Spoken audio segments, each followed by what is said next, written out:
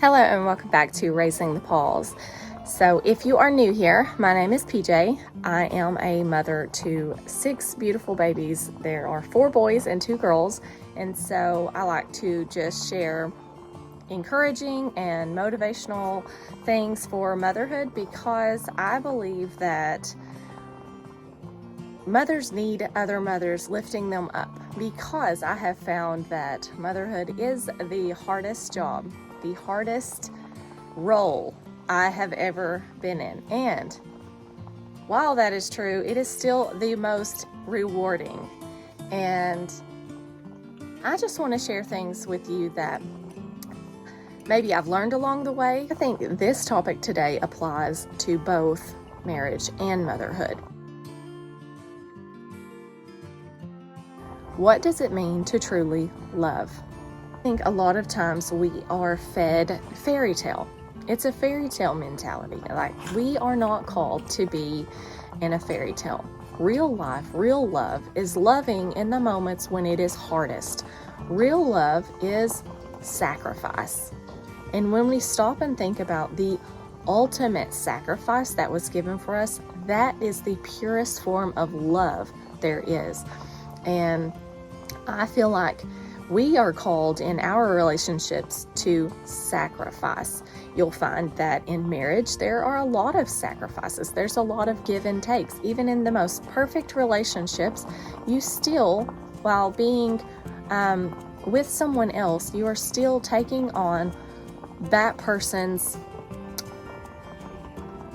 cross, that whatever that person is walking with, carrying. You, because you love them, want to help them and carry it too. And the Bible says to bear ye one another's burdens. So if my husband is dealing with something, I'm going to be dealing with it. I'm going to be praying with him. I'm going to share in his feelings. I feel like in our relationships, whether it be, you and your child's relationship, because it's easy to love these little ones and pour out your heart and affection to the little ones, the babies. And I love the baby stage.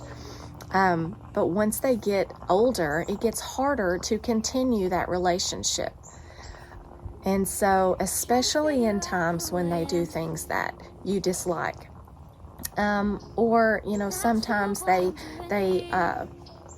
emotions creeping in can ruin relationships. So if you are ruled by your emotions, it can make it harder for you to carry on a safe and loving relationship.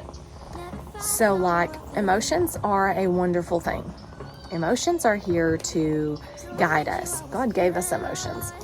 They are here to, fear is here to let you know that, there could be potential danger. Anger can be a cover-up for fear. When somebody is lashing out in anger, I stop and I try to think through. Like, I try to process, why is this person behaving the way that they are? Have I done something to provoke? Have I overlooked? I think that's where coming into having a good relationship is listening and truly paying attention to what they're saying. More so, listening to hear them instead of listening to reply to them. So instead of when somebody's angry and lashing out, taking a step back and saying, okay, I hear you. I hear that you're saying you're very upset about whatever that is. And validating their feelings. Because, like I said, feelings were given to us for a reason. And sometimes if somebody is being overlooked and not heard, those feelings can burst. Because feelings were meant to be expressed. But I also think feelings should be expressed in a healthy manner. So I think it's very important, especially with children. You'll know this. Like, twos are pegged as the terrible twos. And I think that's during the one of the times in the kid's life where they have so many emotions that they need to express, but also their communication level is very, it's still in that learning process, so they can't really communicate what they're feeling. And so sometimes it just wells up and they have to just like scream, because in this moment they can't put their sock on the right way, and that is a very big deal to them. It's not to us. So what I have started doing with mine is when my, she's now 3, she just turned 3, but she still is in that stage full of emotion. She can communicate very well, but I still have to remind her that, hey, when you're upset, stop, take a deep breath, and ask for help. So this is modeled with, she's angry and she can't get her sock on right, and I'm like, excuse me. I'm like getting their attention, like, excuse me, but also getting their attention in a respectful manner. And I say, what can you say? And she'll stop. Help, please. Yes, help, please. And then I will come help you. But I want her to model asking for help too, because I think that's something that a lot of us lack, is we feel like we can handle everything, or we've been taught that, to suffer in silence and to never reach out to those around us. But God gave us family for a reason. And so there's resources, there's other people. Maybe it's not family. Maybe for you, it's somebody else. And God gave us people to reach out to. And so I want to model to her that, hey, yes, I see that this is a hard situation for you. And I want you to stop, take a deep breath, control those emotions on the inside, and ask for help. But this also goes into respect. And I think it's very important to respect others. I think sometimes we get caught up in closer relationships. Maybe it's your children, maybe it's your spouse, and respect kind of just starts to fail. You stop respecting them because you kind of see them, you're so close that you don't really have to earn that relationship anymore. So sometimes when people get closer, or when you have children of your own, you don't respect them the way that we are called to.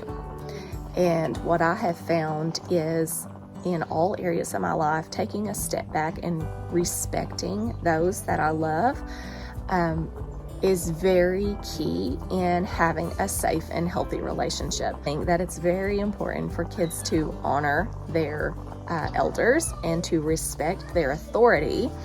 I think it's very important that as authority, we are respecting those around us. So that can be modeled as, instead of do as I say, because I said so, maybe stopping and just, if it's a moment where you can express why, because kids want to know why. It's just part of their brain developing and growing and learning. If it's a moment where you can stop and express why, then I think it's fine to do so. But in a respectful manner. I think it's important to see our children as gifts from God. And truly, like, if you were to know that God handpicked you to be their parent, that He said, this is my son, or this is my daughter, and I want you to raise them, mom and dad. If God were to look at you right now and to say, I chose you, and I know that you will take care of my baby. If He looked at you and said that, if we had that in our minds, how much better would our relationships be? Because it's no longer, this is my child, I'll do with them what I want, or I will teach them what I want, or this is my spouse and I will talk to them the way that I want. If we are truly looking at, this is God's child and I am responsible for raising them for Him, how much more would we pour in?